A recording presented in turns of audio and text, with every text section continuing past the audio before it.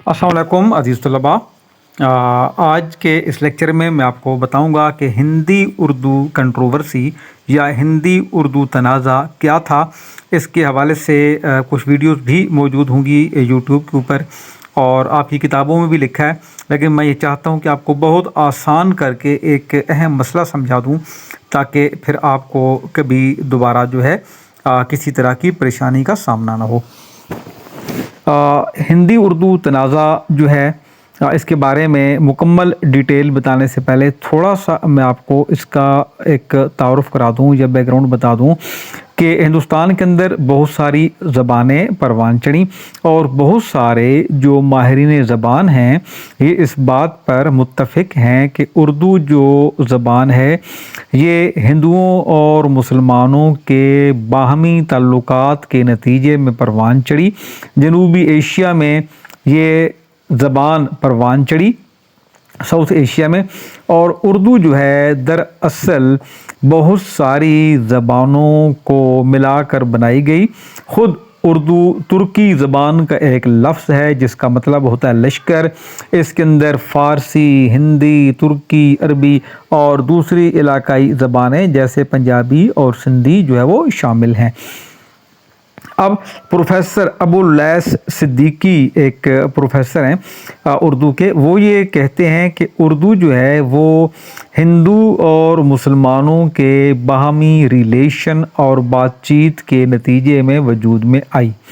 एक और राइटर हैं के अज़ीज़, उनका ये कहना है कि उर्दू जो है वो असल में अरबी और फ़ारसी के मुख्तलिफ़ अल्फाज का मजमुआ है और फिर इसमें और अल्फाज शामिल होते गए। ताहम ये बात तयशुदा है कि हिंदी ज़बान की बहुत सारी बातें, हिंदी ज़ुबान के बहुत सारे ख़ूबसूरत मुहावरे जो हैं वो उर्दू ज़बान में शामिल हो गए और उर्दू की जो रंगीनी है, जो ख़ूबसूरती है वो परवान चढ़ी। ख़ास तौर पर जो मुग़लों का ज़माना है, मुग़ल अहद हुकूमत में जो पर्शियन रस्मुल ख़त था या फ़ारसी रस्मुल ख़त था वो इस्तेमाल हुआ कई इलाक़ों में, कई जगहों पे, और अरबी स्क्रिप्ट जो है वो भी इस्तेमाल हुआ या उससे रिलेटेड जो था स्क्रिप्ट इस्तेमाल हुआ। तो हम ये कह सकते हैं कि ये जो उर्दू है ये एक्चुअली हिंदुओं और मुसलमानों की बाहमी कोशिशों से, मुश्तरका काविशों से वजूद में आई, लेकिन हिंदू जो हैं उन्होंने मुसलमानों की निस्बत ज़्यादा कंट्रीब्यूशन किया। ये मुसलमानों से ज़्यादा हिंदुओं की ज़ुबान थी, चूँकि मुसलमान जो थे वो रूलर थे, हुक्मरान थे, और हिंदू मुसलमान आकाओं को, हुक्मरानों को खुश करने के लिए फ़ारसी ज़ुबान जो है वो भी सीखा करते थे जो कि दरबारों में इस्तेमाल होती थी। फिर जब यहाँ पे ब्रिटिश आए, जब यहाँ पे अंग्रेज़ आए, तो फिर एक और उन्होंने कंट्रीब्यूट किया यहाँ पे, जिन्हें हम कहते हैं कि गोल्डन कंट्रीब्यूशन था, किनका? अंग्रेज़ों का। और वो कंट्रीब्यूशन क्या था कि उर्दू ज़बान को प्रमोट करने के लिए उन्होंने यहाँ पे सब कॉन्टिनेंट के अंदर या बड़े सग़ीर के अंदर बड़े जो अहम काम थे वो उन्होंने अंजाम दिए। मिसाल के तौर पर यहाँ फ़ोर्ट विलियम कॉलेज कायम किया गया। ये फ़ोर्ट विलियम कॉलेज 1800 ईस्वी में कायम हुआ, 10 जुलाई 1800 को कायम हुआ, और ये कलकत्ता के अंदर एक फ़ोर्ट विलियम कम्प्लेक्स था, उसके अंदर ये कॉलेज बना। बुनियादी तौर पर ये जो कॉलेज था ये बना था एक तरह का ज़बानें सीखने के लिए और सिखाने के लिए, जिस तरह आज आप देखते हैं कि इस्लामाबाद में नमल यूनिवर्सिटी है और जिससे बनता है national university of modern languages, जिसका बुनियादी मकसद लोगों को मुख्तलिफ़ इलाक़ों की, मुख्तलिफ़ मुल्कों की ज़ुबानें सिखाना है। तो ये भी हिंदुस्तान की इलाकाई ज़ुबानें सिखाने के लिए कॉलेज बनाया गया ताकि जो अंग्रेज़ अफसरान हैं उन लोगों को हिंदुस्तान की जो ज़बानें हैं, यहाँ की इलाकाई ज़बानें, वो बेहतर तरीके से समझ में आ जाएं और वो सीख सकें। तो ये इसका बुनियादी मकसद था। बहरहाल ये जो यहाँ पे हम बात करते हैं कि जो इस कॉलेज के अंदर जो मुख्तलिफ़ इलाकाई ज़बानें थीं उनको इंग्लिश में ट्रांसलेट किया गया, यानी जो यहाँ पे फ़ारसी की किताबें थीं, उर्दू की किताबें थीं, अरबी की थीं, उनको अंग्रेज़ी में ट्रांसलेट किया गया और उर्दू के अंदर नई کتابیں جو ہیں وہ بھی لکھوائی گئیں تاکہ یہاں اردو کی پروموشن میں کام ہو. اور بہت سارے جو مسلمان رائٹرز تھے وہ اور ہندو رائٹرز انہوں نے یہاں پہ ایک ملازمت کر کے یہاں کام کیا لکھنے لکھانے کا. ادیب جو تھے وہ یہاں پہ ہائر کیے گئے, رائٹرز جو تھے وہ لکھاری جو تھے ان کو یہاں پہ تنخواہوں پہ رکھا گیا. یہ کالج جو تھا ایک نہ صرف یہ کہ اسکالرز کے لیے, دانشوروں کے لیے ایک بڑا پلیٹ فارم ثابت ہوا, بلکہ جو انگریز افسران تھے ان کے لیے ہندوستان کی علاقائی زبانیں سیکھنے کا بھی ایک مرکز بن گیا. لیکن مسلمان جو تھے وہ بھی ان کی گریٹ اٹیچمنٹ تھی اردو زبان کے ساتھ, اور وہ چاہتے تھے کہ یہ اردو زبان جو ہے وہ پروموٹ ہو, چونکہ اس میں فارسی زبان بھی شامل تھی.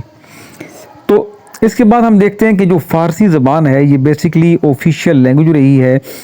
ایک سرکاری زبان رہی ہے ہندوستان کی, اور یہ بہت صدیوں تک یہاں پہ رہی, کوئی چند سالوں تک نہیں بلکہ صدیوں تک رہی. لیکن پھر ایسا ہوا کہ انگریزوں نے 1837 کو یعنی جنگ آزادی سے 20 سال پہلے اردو زبان کو نافذ کر دیا. انہوں نے کیا کیا, خاص طور پر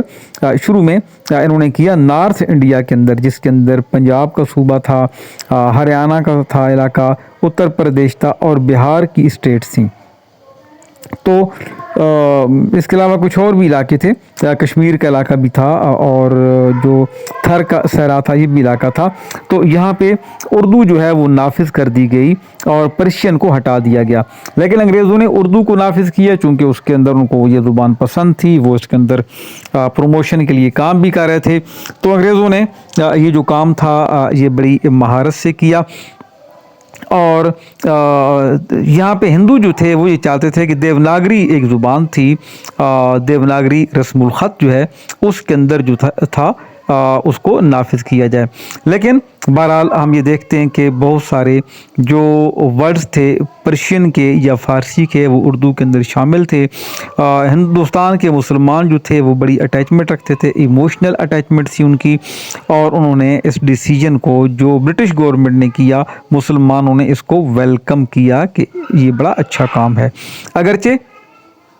یہ ہندوؤں نے فوری طور پر تو کچھ نہ کہا 1837 میں, لیکن جیسے جیسے وقت گزرتا گیا ہندوؤں کی جانب سے پریشر بڑھتا گیا اور ایک ٹینشن کا ماحول بنتا گیا, زبان کے معاملے پر کنفلکٹ یعنی جھگڑا بڑھتا گیا, پیدا ہوتا گیا. تو یہ اس کے بعد پھر نارتھ انڈیا میں جو برٹش تھے 1860 میں جو تھا ان کی جو پالیسی تھی اس کے اندر جو حکومت تھی وہ یہ چاہتی تھی کہ اس کو جو ہے وہ زیادہ پروموٹ کیے. تو 1860 میں اس کو عدالتوں کی دہائی میں عدالتوں کی زبان بھی بنا دیا گیا نارتھ انڈیا کے اندر کہ جی اردو یہاں بھی استعمال ہوگی. تو گورنمنٹ جو تھی اس نے ہندی کو اور اردو کو دونوں زبانوں کو اصل میں موٹیویٹ کیا تھا اسکولوں کے اندر, کالجوں کے اندر کہ دونوں زبانیں چلائی جائیں. لیکن جب یہاں پہ ہندوستان کے اندر ناگری یا دیوناگری اسکرپٹ نہیں لایا گیا تو ہندوؤں کے اندر مایوسی بڑھ گئی, اور اس مایوسی کے بڑھنے کی وجہ سے جو طالب علم تھے وہ انہیں مسئلہ تھا کہ بھائی یہ تو ہمیں اب سرکاری ملازمتیں حاصل کرنے میں دشواری ہوگی اور ہمارے لیے اردو سیکھنا مشکل ہے. تو کچھ ہندوؤں نے 1867 میں 1867 میں آگرہ اور اودھ کی ریاستوں میں یہ ڈیمانڈ کی کہ ہندی کو جو ہے وہ لایا جائے, اردو کو ہٹایا جائے اور ہندی جو ہے اس کو ایک سرکاری زبان کے طور پر آفیشیل زبان کے طور پر درجہ دیا جائے. بہرحال یہ اب ایسا وقت آ چکا تھا 1857 کی جنگ آزادی کو گزرے ہوئے 10 سال ہو چکے تھے, اور یہ جو مسئلہ تھا اب یہ مذہبی اور ثقافتی مسئلہ بن چکا تھا. زبان کا جو مسئلہ تھا اب زبان کا نہیں رہا, اب یہ کلچر اور مذہب کا مسئلہ بن گیا. اس طرح کیا ہوا کہ کچھ علاقوں میں فسادات جو تھے جنہیں ہم کہتے ہیں کہ مذہبی فسادات یا کمونل جو فسادات تھے وہ شروع ہو گئے, اور اب جنگ آزادی کو ہوئے 10 سال ہو چکے تھے. ہندوؤں نے ایک تحریک چلائی کہ اردو جو ہے اس کو ختم کیا جائے بنارس کے علاقے میں خاص طور پر. تو وہاں پہ ایک ہندوؤں کے رہنما تھے, ان کا نام تھا بابو شیوا پرساد. میں آپ کو دکھاتا ہوں, یہ ان کی تصویر بھی ہے اور ان کا نام بھی لکھا ہوا ہے. بابو شیوا پرساد جو تھے یہ بیسیکلی سپورٹر تھے دیو ناگری رسم الخط کے. یہ سب سے بڑے سپورٹر اس وقت تھے. ابتدائی دنوں میں انہوں نے بڑی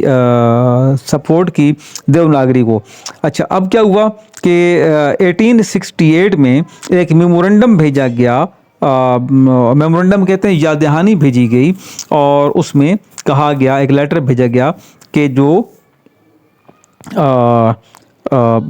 یہ کیا کہتے ہیں کہ دیوناگری جو ہے زبان, اس کو جو ہے وہ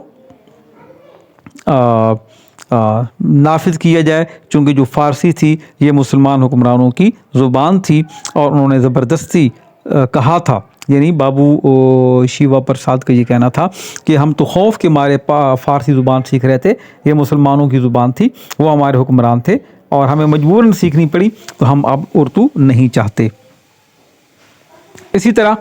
کیا ہوا کہ اس کے بعد جو اس کے اثرات ہوئے, یہ بات تو چھوٹی سی زبان کی تھی لیکن ہندوؤں اور مسلمانوں کے راستے ہمیشہ کے لیے جدا ہو گئے. اب سوال یہ پیدا ہوتا ہے کہ کیا وجہ تھی کہ ہندو جو تھے وہ آفیسز کے اندر ہندی زبان کو امپلیمنٹ آخر کیوں کرنا چاہتے تھے؟ تو اس کی وجہ کیا تھی کہ جو فارسی تھی, جو پرشین تھی, وہ ایکچولی ایلیٹ کلاس کی, جو اشرافیہ تھا, جو بڑا پڑھا لکھا اعلیٰ طبقہ تھا, ان کی زبان تھی. اور جہاں پہ اردو کے اندر فارسی کے الفاظ شامل تھے, تو جو آفیشیل لینگویج تھی اردو, وہ ان کو سیکھنا مسلمانوں کے لیے آسان تھی, اور یہ مسلمانوں کی زبان کنسیڈر کی جاتی تھی کہ جی اتنے سارے ایلیٹ کلاس کے جو مسلمان ہیں ان کی زبان ہے, تو اب یہ ہندی جو ہونی چاہیے. تو مسلمانوں کو ایک بہتر اپرچونٹی ملے ہندوؤں کے مقابلے میں کہ چونکہ سرکاری زبان اردو ہے, تو جس کو اردو آتی ہوگی وہ, چونکہ اب جو اردو ہے یہ تھوڑی سی آسان ہے, اس زمانے میں اردو مشکل تھی اور اس میں فارسی کے الفاظ زیادہ تھے, تو مسلمانوں کے لیے یہ بہت ایزی تھا کہ وہ اردو سیکھ لیتے ہندوؤں کے مقابلے میں. اور ہندوؤں کے مقابلے میں یہ ایکسیپٹیبل نہیں تھا کہ انہیں کم نوکریاں ملیں, مسلمانوں کو زیادہ ملیں. تو جو مسلم پبلک تھی اور جو ان کے لیڈرز تھے, انہوں نے بڑا ٹیلنٹس دکھایا, انہوں نے بڑے تحمل کا مظاہرہ کیا. سر سید احمد خان جو تھے وہ مسلمانوں کے بڑے ایک اہم لیڈر ہیں, اور انہوں نے ہمیشہ انڈین نیشن کی بات کی, ہندوستانی قوم کی بات کی, متحدہ ہندوستان کی بات کی ہمیشہ. تو وہ ہندوؤں اور مسلمانوں کے درمیان, دونوں قوموں کے درمیان چاہتے تھے کہ فرینڈلی ریلیشنز ہوں, دوستانہ تعلقات قائم ہوں. اس لیے کیا ہوا کہ انہوں نے ہندوؤں اور مسلمانوں کے مشترکہ کلچر کی بات کی, اور انہوں نے کہا کہ جی یہ ہندو اور مسلمان مل کے سارے رہیں اور اکٹھے رہیں. انہوں نے جو الفاظ استعمال کیے تھے, جو ان کی فیلنگز تھیں, ان کے الفاظ کچھ اس طرح سے تھے کہ انڈیا جو ہے ایک مدر لینڈ ہے. کیا ہے مدر لینڈ کا مطلب کیا ہوتا ہے؟ دھرتی ماتا ہے ہم سب کی, ہماری زمین یہ ہماری ماں کی طرح ہے, ہماری دھرتی ہے. اور یہ ہندوؤں اور مسلمانوں دونوں کی زبان ہے. ہندو اور مسلمان دونوں اس سرزمین پر, ہندوستان کی زمین پر اکٹھے سانس لیتے ہیں, ایک ہی ہوا میں سانس لیتے ہیں, ایک ہی مقدس زمین کا پانی پیتے ہیں, اور یہاں گنگا اور جمنا کے دریا بہتے ہیں جن کا پانی جو ہے وہ دونوں پیتے ہیں, ہندو بھی اور مسلمان بھی. اور گنگا اور جمنا مقدس دریا ہیں ہندوؤں کے لیے, اور ایک ہی مٹی ہے, ہماری سرزمین ہے جس پہ اگنے والی فصلیں ہم کھاتے ہیں. اور انہوں نے کہا کہ ہمیں زندگی اور موت ایک ساتھ آتی ہے, ہم سارے ایک ہی طرح کی کے مسائل کا شکار ہیں, تو ایک ساتھ زندگی گزارتے ہیں, ایک ساتھ ہم مرتے ہیں, ایک ہی زمین میں دفن ہوتے ہیں. تو بہت عرصے تک ساتھ رہنے کے باوجود ہم چونکہ ایک عرصے تک ساتھ رہے, ہزاروں سال سے ساتھ ہیں, تو ہمارا اصلی جو کلر ہے وہ چینج ہو چکا ہے, ہماری زبانیں چینج ہو چکی ہیں, ہماری اسکنس چینج ہو چکی ہیں. مسلمان اگرچہ باہر سے آئے تھے لیکن ہندوؤں کے ساتھ شادیاں کی, رہے, مر جوئے, تو ہم نے ایک دوسرے کے ساتھ کلچر ایکسچینج کیا, زبانیں ایکسچینج کی, ڈریسنگ ایکسچینج کی, تبدیل کی, اور ہمارے رسم و رواج سارے ہمارے مرج ہو گئے، اب ہم ہندو اور مسلمان ایک دوسرے کے بغیر نہیں رہ سکتے، اور اردو جو ہے وہ کسی ایک کی زبان نہیں، نہ مسلمانوں کی زبان ہے نہ ہندوؤں کی زبان ہے، بلکہ یہ ہم سب ہندوستانیوں کی زبان ہے۔ یہ سر سید احمد خان نے کہا اور ڈکلیئر کیا کہ ہندو اور مسلمان دونوں ایک دلہن کی مانند ہیں، کہ ہندوستان جو ہے اس کی سرزمین ایک دلہن کی مانند ہے، اور مسلمان اور ہندو جو دو الگ الگ اقوام ہیں، یہ دونوں دو آنکھیں ہیں دلہن کی، اگر دلہن کی ایک آنکھ خراب ہو جائے تو پوری دلہن متاثر ہوتی ہے، خوبصورتی مان پڑ جاتی ہے۔ سر سید احمد خان نے کہا کہ میں دیکھتا ہوں کہ ہندو اور مسلمان دونوں ایک آنکھ کی طرح ہیں، جس طرح دلہن کی ایک آنکھ ہوتی ہے، اور وہ یہ کہتے ہیں کہ ہندو اور مسلمان ایک قوم ہے، اس کے علاوہ اور کچھ نہیں ہے، اور وہ کہتے ہیں کہ ہندو اور مسلمان اکٹھے رہتے ہیں ایک ہی زمین پر، اور ایک ہی حکومت ہماری ہے جو برطانیہ کی حکومت ہے، ہمارے انٹرسٹ سیم ہیں، ہمارے مفادات ایک جیسے ہیں، ہمارے مسائل ایک جیسے ہیں، لہٰذا ہم یہ چاہتے ہیں کہ ایک ہی ہم قوم ہیں اور ایک ہی رہیں گے اس زمین پر۔ تو یہ تو سر سید احمد خان کا کہنا تھا۔ اس کے برعکس اگر ہم دیکھیں تو ایک اور تنظیم قائم کی گئی ہندوؤں کی جانب سے، جس کا نام تھا ناگری سبھا۔ ناگری سبھا کا جو مطلب تھا وہ یہ تھا کہ ایک ایسی تنظیم تھی جس نے ناگری رسم الخط کے لیے قائم کرنا تھا۔ سبھا کہتے ہیں ایک مجلس کو، جماعت کو۔ تو یہ ایک آرگنائزیشن تھی جس کا مطلب تھا کہ ہندی زبان کی پروموشن کی جائے، ہندی رسم الخط کی، جسے ناگری بھی کہا جاتا ہے، دیوناگری بھی کہا جاتا ہے، اس کے لیے ایفرٹس کی۔ اور یہ جماعت 1893 میں جو ہے وہ قائم ہوئی تھی، اور یہ بنارس کے اندر ایک کوئین کالج تھا انگریزوں کے نام پہ، کوئین کالج بنارس میں یہ جماعت قائم ہوئی۔ اور اس وقت جو یہ جماعت قائم ہوئی اس کے مقاصد کیا تھے؟ جو اس سبھا کے یا ناگری سبھا کے مقاصد تھے، ان کا پہلا مقصد یہ تھا کہ ناگری زبان کو گرو کرنا، اس کو انکریج کرنا، اس کو حوصلہ دینا، اور اس کے لیے 3 اسٹیپ اپنائے گئے۔ پہلا اسٹیپ کیا تھا کہ ناگری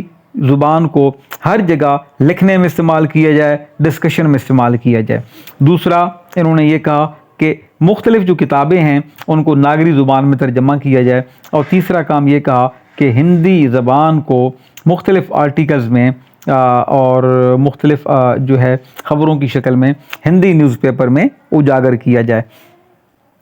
تو پہلا جو مقصد تھا وہ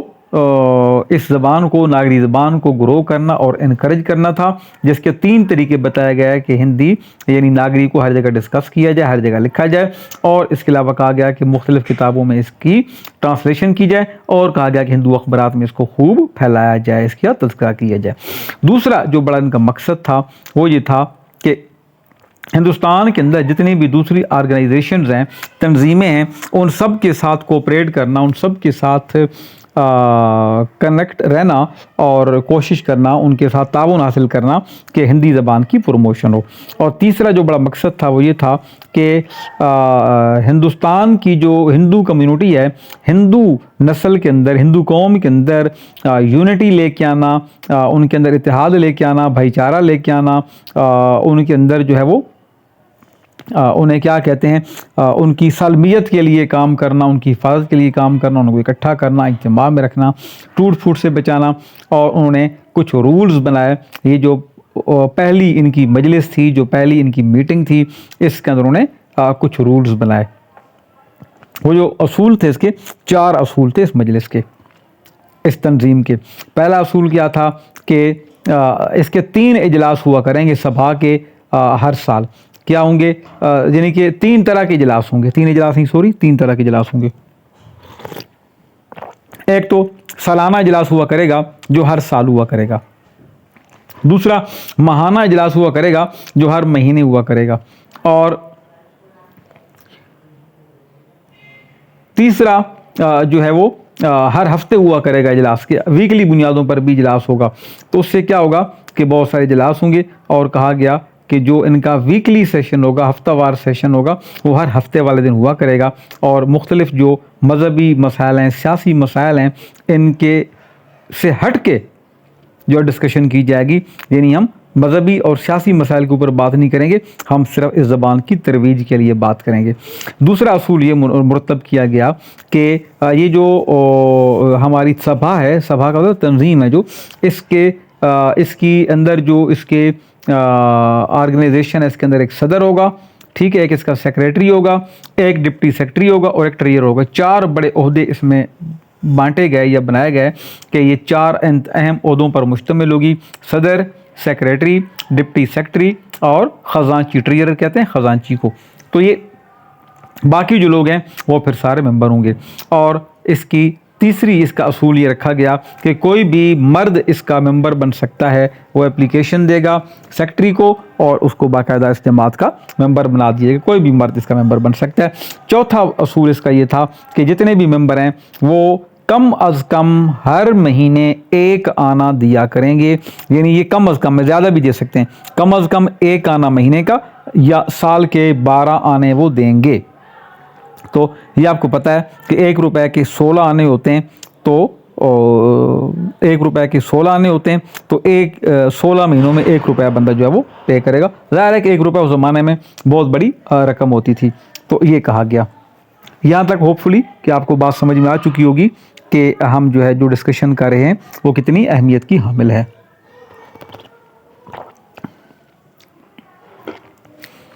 اچھا، اس کے علاوہ جب یہ سبھا بنی تو اس وقت ناگری سبھا کے قیام کے وقت اس کے ٹوٹل 12 ممبر تھے جنہوں نے پہلا اجلاس طے کیا، پہلے اجلاس میں شمولیت اختیار کی، اور یہ جو ممبر تھے ہم انہیں کہتے ہیں کہ یہ بانی ممبر تھے اس ادارے کے۔ اس سبھا نے دن بدن ترقی کی اور 1 سال کے اختتام پر اس کے ممبران کی تعداد 82 ہو گئی، 82 ممبر ہو گئے۔ ظاہر ہے کہ ایک زبان کے اوپر یہ بات تھی، اس کے اوپر کوئی مذہبی مسئلہ نہیں تھا، تو یہ بھی ان کی بڑی ایک اضافہ تھا۔ اور ظاہر ہے کہ شروع میں جب ممبر لے رہے تھے تو بڑے کام کرنے والے اور یہ ایسے لوگ لے رہے تھے کہ جو بہت زیادہ محنت کریں، ایسے نہیں کہ ہر بندے کو ممبر بنا دیا۔ پھر جو پہلا سیشن تھا اس کا جو بڑا مقصد تھا سبھا کا، وہ یہ تھا کہ ہندی کے بارے میں اور دیوناگری زبان کے بارے میں اور اس کے رسم الخط کے بارے میں لوگوں میں نالج بڑھایا جائے کہ بھائی یہ اس کا کیا فائدہ ہے، ہمیں لوگوں میں یہ بات شعور پیدا کرنا، ان کا مقصد یہ تھا۔ اور ان آبجیکٹیوز کو حاصل کرنے کے لیے ان لوگوں نے ایک پروگرام بنایا کہ یہ جو زبان ہے اس کو رومن زبان میں لکھا جائے، یعنی کہ اس کو ہم دیوناگری زبان کو اس کو رومن رسم الخط بھی نکالیں اور جو ساتھ ناگری اسکرپٹ ہے اس کو بھی لکھیں، گورنمنٹ آفیسز کے اندر استعمال کریں۔ اور اس کے برعکس دوسری جانب اگر ہم دیکھیں تو جو سر سید احمد خان تھے وہ بڑے ایک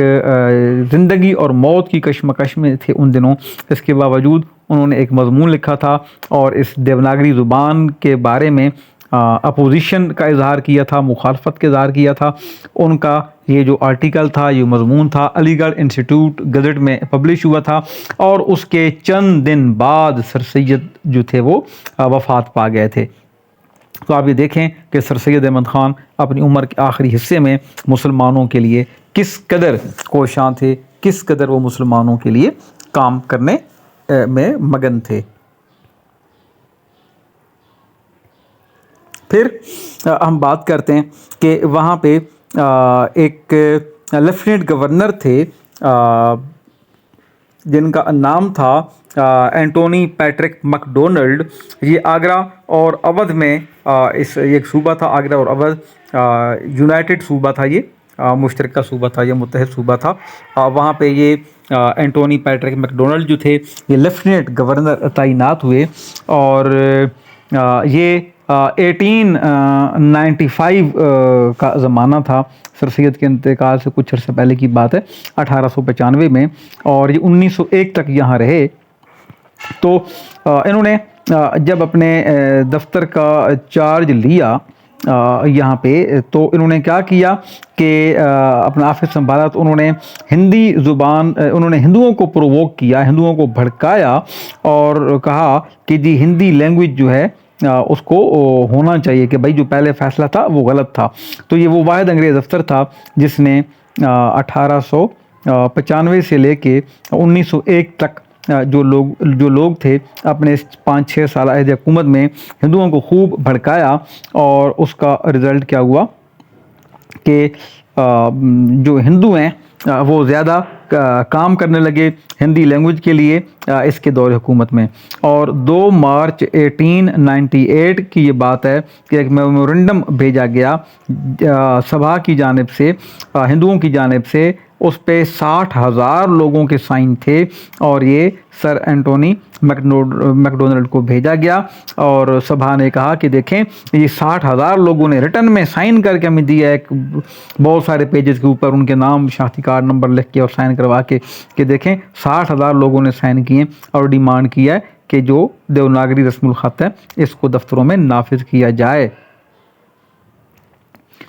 اور عدالتوں میں بھی نافذ کیا جائے۔ تو یہ جو میمورنڈم تھا یہ ظاہر ہے کہ اس کے کہنے پر ہی بھیجا گیا تاکہ جو لوگوں کو وہ سپورٹ کر رہا تھا ہندوؤں کو۔ اچھا، ہندوؤں نے پھر کلیم یہ کیا کہ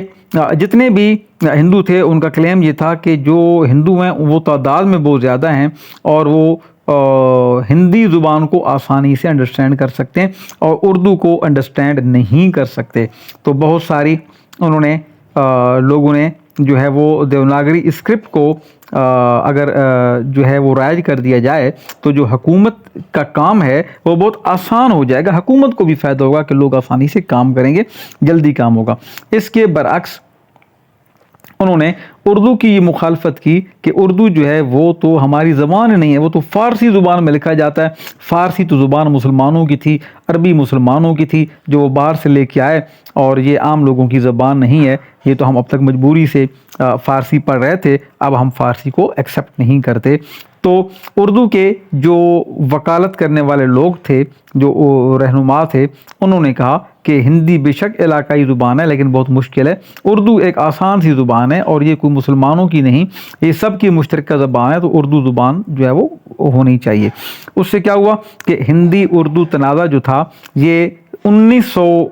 اپریل 1900 میں اپنی ایک ہائٹ پہ پہنچ گیا۔ ظاہر ہے کہ یہ اینٹونی صاحب کی حکومت تھی اور انہوں نے ان کو سپورٹ کیا، تو 1900 میں اپریل کے مہینے میں بہت پیک تک پہنچ گیا، اور جو سبھا تھی یہ اپنے مقاصد میں کامیاب ہو گئی جب 18 اپریل 1900 کو حکومت نے اعلان کیا، یو پی کے اندر ایک نوٹیفیکیشن جاری کیا کہ جو پرشین ہے اس کے ساتھ ناگری زبان اور پرشین دونوں جو ہے وہ لکھنے میں کام آئیں گی، کہ عدالتوں میں اپلیکیشنیں لکھنے میں، کسی کو سمن جاری کرنے میں، نوٹسز بھیجنے میں، اور ادر جتنے بھی آفیشیل لیٹرز ہیں ان سب میں فارسی کے ساتھ ساتھ دیوناگری زبان کو بھی حصہ بنا دیا جائے۔ تو یہ ہندوؤں کی کامیابی تھی۔ پھر جو اردو کے